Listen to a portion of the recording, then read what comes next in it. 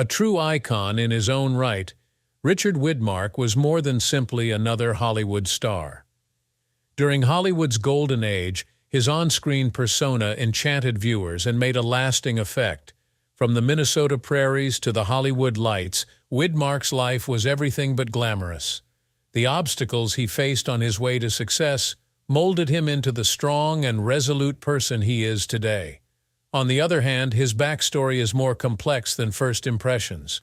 Come with us as we explore Richard Widmark's life in detail, learning about the hidden hardships and tragic events that shaped his incredible journey. Richard Widmark came into this world on December 26, 1914 in Sunrise Township, Minnesota. His Swedish, English, and Scottish ancestry was passed down through his parents Ethel May and Carl Henry Widmark. Because his father was a traveling salesman, Richard grew up in a constantly moving household. But they did settle in Princeton, Illinois, where his dad opened a bakery in the end. When this happened, Richard's life became more stable, and he had the opportunity to attend Princeton High School and then Lake Forest College. Richard found his calling as an actor while earning a BA in communication from Lake Forest College. He had planned to become a lawyer after college, but he ended up moving to New York to pursue a career in theater instead. There he began the path that would lead him to fame as an actor. But there were difficulties in Richard's private life as well. The tough choice to split came during his junior year in college. A major turning point in Richard's life occurred at this moment. But until he graduated in 1932, his mother Ethel stayed in Princeton to help pay for his education. It is safe to say that Richard's perspective on life and his subsequent pursuits were significantly impacted by this split. In spite of the emotional upheaval brought on by his parents' divorce, Richard's resiliency and resolve were on full display when he made the decision to move to New York in search of acting opportunities and stardom. An enthralling story of ability meeting chance, Richard Widmark's rise from the realm of radio dramas to the glitter and glamour of Hollywood is truly remarkable. Many watershed events in his career demonstrated his range as an actor and cemented his status as an intimidating figure in the entertainment industry, paving the way for his meteoric climb to fame. Richard began his career in the vibrant Big Apple with his beautiful voice in radio soap operas. He later wowed listeners on radio and Broadway with his adaptability and versatility. In the daytime serial Front Page Farrell, which ran from 1941 to 1942 on the Mutual Broadcasting System and starred Richard as David Farrell, the voice of the character was a familiar face to many Americans.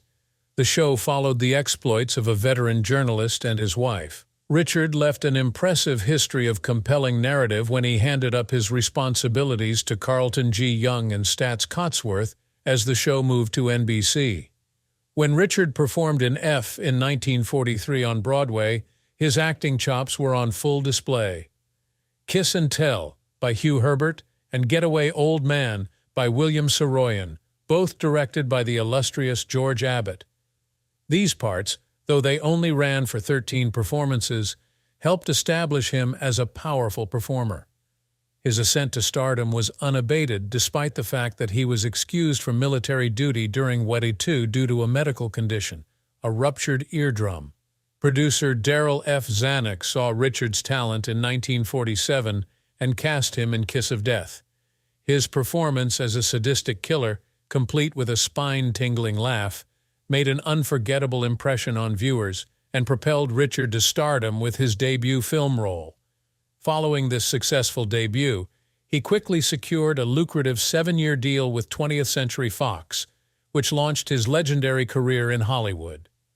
Widmark proved his ability as an actor by showcasing his range in a variety of parts, despite early typecasting. While portraying the villain in William A. Wellman's 1948 Western Yellow Sky, Widmark held his own against Gregory Peck, who was then a Fox celebrity, and portrayed psychotics in The Street with No Name and Roadhouse, respectively. Life magazine's 3-page spread of the film Down to the Sea in Ships, 1949, was entitled Widmark the Movie Villain Goes Straight, and was published on March 28, 1949, after his efforts to get additional parts from the studio were successful. In the film, he played the role of a sailor. His charisma and charismatic persona captivated the audience, and he became so famous that his likeness was cast in concrete in the courtyard outside of Hollywood's Grauman's Chinese Theater before the decade came to a close. While Jack Palance played the heavy in Elia Kazan's 1950 thriller Panic in the Streets, Widmark played the doctor who, with the help of Detective Paul Douglas, sought out Palance, who was infected with the plague. In what would become known as cinema noir, Widmark was carving out a significant niche for himself.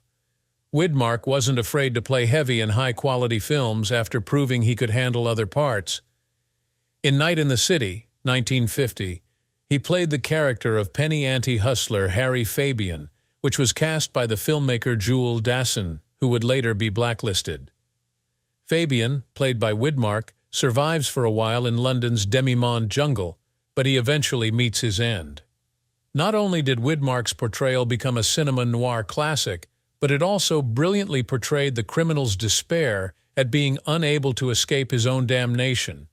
He played a racist who starts a racial riot in No Way Out, 1950, directed and written by Oscar winner Joseph L. Mankiewicz the same year. Widmark's reputation as an actor with versatility and brilliance was further cemented by his ability to inhabit such various personas.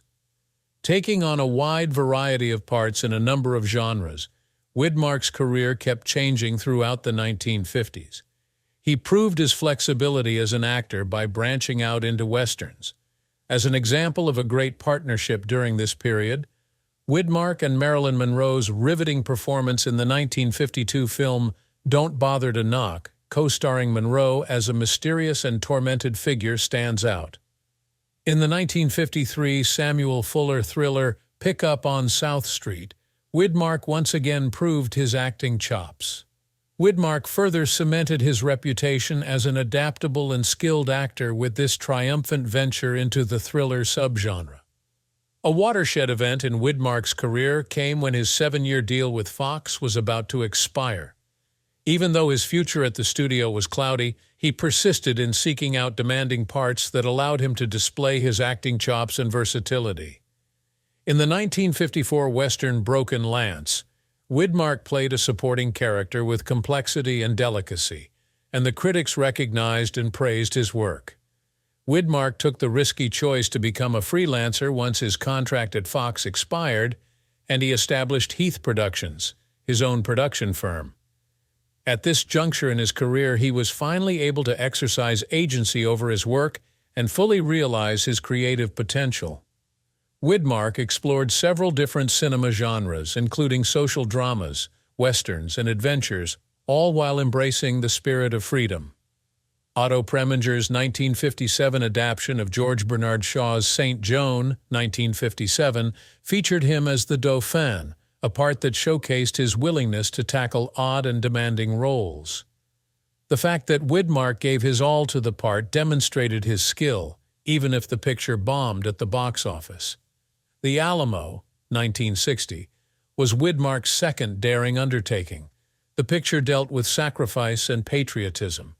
His ability to give complicated characters life, even in the setting of epic historical stories, was on full display in his portrayal of Jim Bowie and John Wayne's Davy Crockett.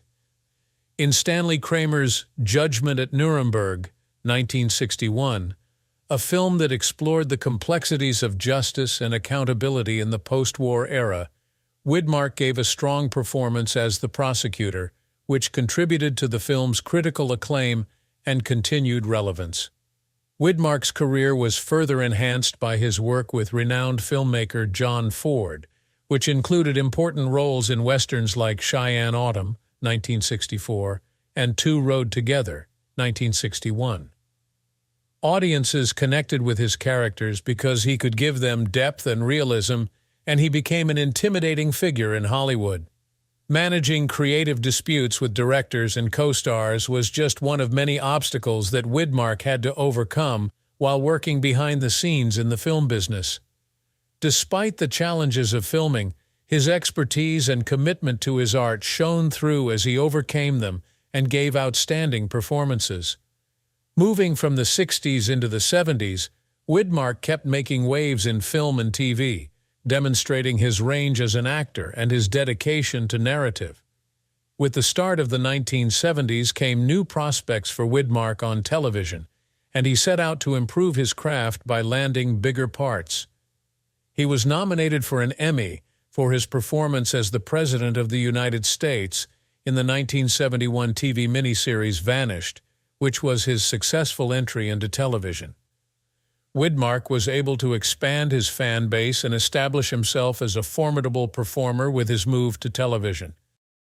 On the 1970s, Widmark was busy on screen as well as on television, appearing in a number of films in supporting parts that highlighted his acting versatility.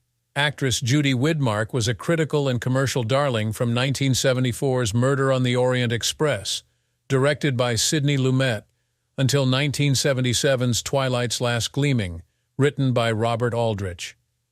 The fact that Widmark could establish nuance and complexity in his characters, even while playing antagonistic parts like a doctor in coma, 1978, further cemented his reputation as a lauded actor in the medium.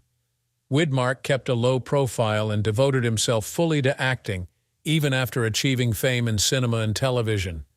His dedication to his craft was unwavering, and he never wavered from giving spectators riveting performances.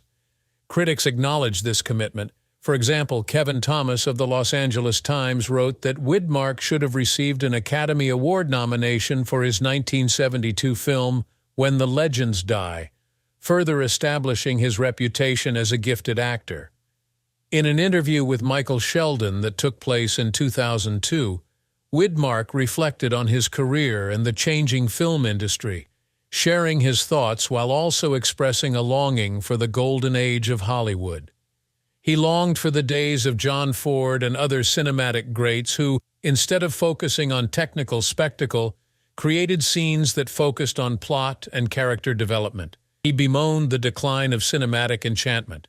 By illuminating the far-reaching effects of industry shifts, Widmark's contemplations provide a moving reminder of the creativity that characterized Hollywood's golden age.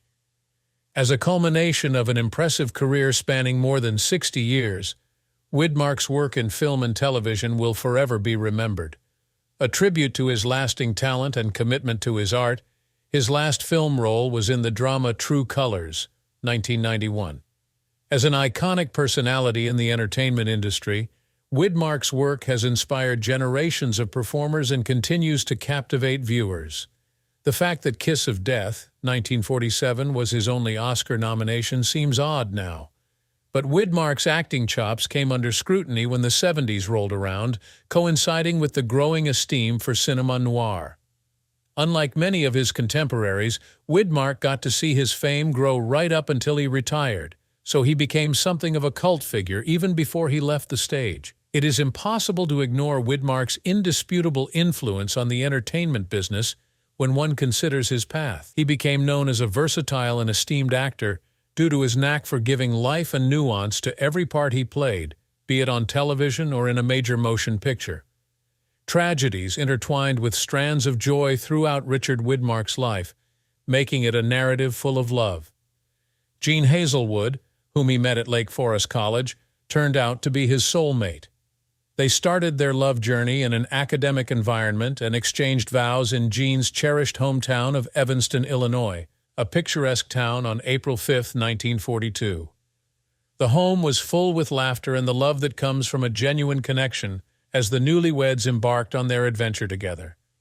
Unfortunately, Richard's optimism was quickly dampened by a gloomy note that fate handed them. In the middle of the chaos of war in 1943, Donald, Richard's younger brother, gallantly served in the army. The downing of Donald's jet over the Netherlands was a tragic event. The Widmark family endured a terrifying ordeal over the subsequent period of uncertainty. Everyone anxiously awaited word that one soldier had miraculously survived the accident. It turned out to be Donald, Richard's dear brother. Donald would spend over a year confined to a German jail, suffering through the horrors of war until the conclusion of the war, when he would finally be released. Donald was able to re-establish contact with his family after the war, and Richard, ever the caring sibling, looked after him. However, the after effects of the war continued to cast a shadow. Donald's health had been irreparably damaged, and he died in 1955 at the young age of 39 from the effects of the trauma. Through all of this suffering, a glimmer of light emerged. Anne Heath Widmark was born to Richard and Jean in 1945, enriching their family with the priceless gift of love. Her birth served as a powerful reminder that love knows no bounds, and that fresh beginnings and the hope of tomorrow may be discovered in the midst of life's deepest tragedies. Richard and Jean shared many precious moments in the years that followed, caring for their daughter and being there for one another through the highs and lows of life. Their love was unwavering, and it gave them strength and solace. But you're about to witness what fate had in store for them.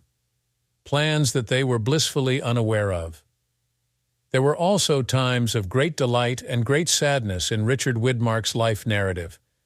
On January 1, 1969, his daughter Anne Heath Widmark became a representation of his lasting impact when she wed the renowned baseball star Sandy Koufax. Unfortunately, after 13 years of marriage, which provided Richard enormous joy, the couple divorced. The unbreakable bonds of family were on full display, as Richard's connection with his daughter stayed unbroken in the face of this personal turmoil. Over the course of his impressive 6-decade career, Richard appeared in over 60 films. By 1990, his net worth had increased to $1.5 million, because to his ability to depict nuanced personalities. In 1990, he was honored with the W.D. Griffith Lifetime Achievement Award, which was a fitting homage to his significant contributions to the world of film. It is a testament to the esteem he achieved in the field that his close buddy Sidney conferred this accolade upon him. The diagnosis of Alzheimer's illness for his cherished wife, Jean Hazelwood, cast a pall on his dazzling professional accomplishment. Richard and Anne endured a painful ordeal in the years that followed as they saw their beloved grandmother, Jean, deteriorate from the effects of the disease. After a courageous fight, Jean died on March 2, 1997, leaving behind an indelible mark of love and an unfathomable hole in our hearts. A love defined by commitment and mutual support through life's numerous obstacles, Richard and Jean's marriage had extended an astonishing 55 years. Richard was deeply affected by Jean's illness and death. It served as a sobering reminder of how fleeting life is and how valuable time is. The decency and poise that had characterized Richard's life, on and off screen, continued to guide him as he entered his twilight years. As an example of the power of the human will, Richard's unwavering devotion to his loved ones and ability to persevere through difficult times are inspiring. He never wavered in his devotion to the people he loved, no matter how difficult things got for him. The end of an era came with Richard Widmark's exit from Hollywood. Following a legendary 60-year career, he retired to the peace and quiet of Roxbury, Connecticut. The impact of his legacy, meanwhile, extended well beyond the pastoral landscape of his favorite retreat. In 2002, Widmark was enshrined in the Western Performers Hall of Fame at Oklahoma City's National Cowboy and Western Heritage Museum, immortalizing his achievements to the cinema business. This recognition was given in recognition of his lasting influence on the American cultural scene and the Western genre, as well as his performances within it. The health of Widmark started to decline as the twilight years drew near, but his legacy remained unshaken, even as his physical health deteriorated. Richard Widmark's corpus of work, which he left behind after a protracted illness, continues to move and amaze viewers long after his death on March 24, 2008. For performers of every age, his performances were the gold standard because of their depth and passion. The career of Widmark exemplified the transformative potential of change. Seen in films such as Judgment at Nuremberg and Madigan, as well as his terrifying depiction of Tommy Udo in Kiss of Death, he had an acting range that was unparalleled. He was one of Hollywood's most versatile performers because he could convincingly play both heroic and villainous roles.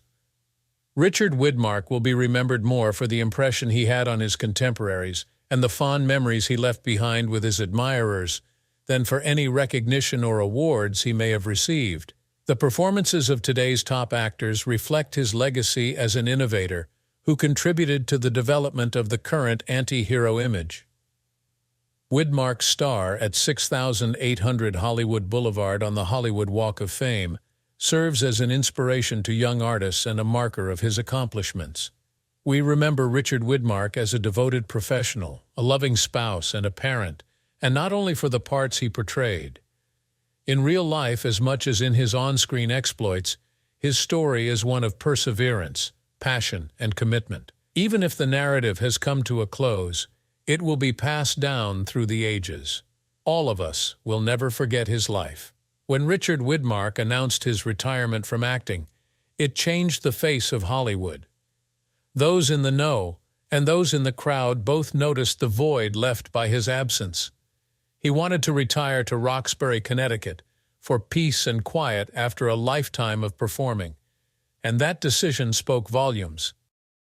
Beyond his last on-screen appearance, Richard Widmark left an impression that would last a lifetime. A well-deserved induction into the Western Performers Hall of Fame acknowledged his influence on the film industry and hailed his contributions to American culture and the Western genre. Even after he retired, Widmark's legacy lived on in the minds and hearts of people all across the globe through his enduring body of work. Even when Widmark's health deteriorated in his latter years, his impact appeared to intensify.